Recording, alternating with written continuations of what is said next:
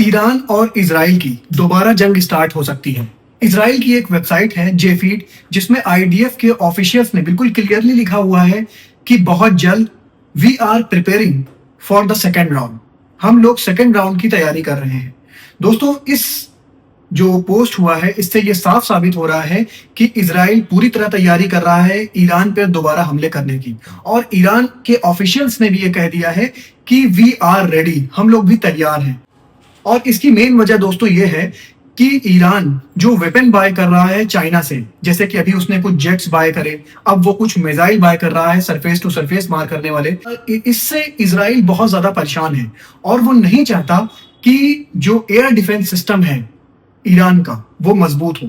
लेकिन दोस्तों, कहा यह जा रहा है कि जितने वेपन्स चाइना से ईरान ने ऑर्डर करे थे वो ऑलरेडी ईरान में आ चुके हैं, और ईरान ने उसका पेमेंट भी कर दिया है ऑयल के जरिए। जैसे पहले होता था बार्टर सिस्टम, उसने कोई भी करेंसी का इस्तेमाल नहीं किया है। तो इजराइल ने चाइना को भी कांटेक्ट करा था कि आप ईरान के साथ अपनी दोस्ती को मत बढ़ाइए, लेकिन चाइना ने साफ इनकार कर दिया कि हमें जो फायदेमंद लगेगा हमारी कंट्री के लिए वो हम करेंगे, हम आपकी बात नहीं सुनेंगे।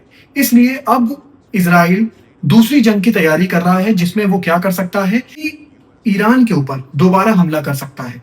दोस्तों, ये चीज काफी जगह पोस्ट हो रही है, कई अखबार कई वेबसाइट के हवालों से ये कहा जा रहा है कि हो सकता है कि बहुत जल्द ईरान के ऊपर दोबारा हमला कर दे इजराइल।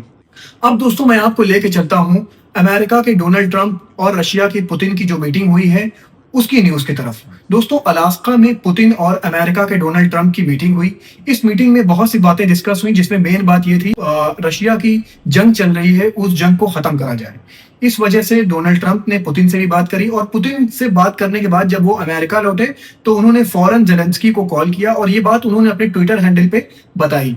दोस्तों, हम लोग भी ये चाहते हैं कि जल्द से जल्द वॉर खत्म हो और दुनिया में अमन सुकून कायम हो। दोस्तों, अब मैं बताता चलूं आपको कि एलॉन मस्क का जो ग्रोक है, जो कि चैट जीपीटी के तरह एक टूल है, वो अभी कुछ देर पहले सस्पेंड हो गया था कुछ टाइम के लिए।